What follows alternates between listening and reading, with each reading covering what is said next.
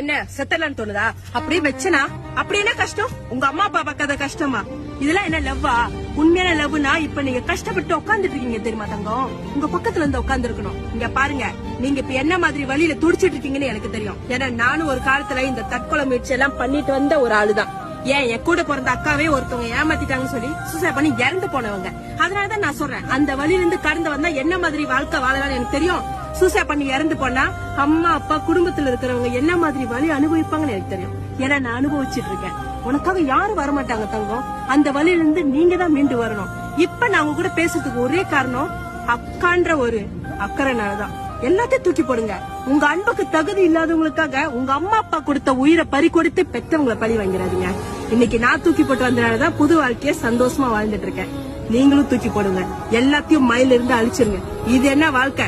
இதை விட அருமையான சூப்பரான வாழ்க்கை உங்களுக்காக காத்துட்டு இருக்கு. என்ன நம்புங்க.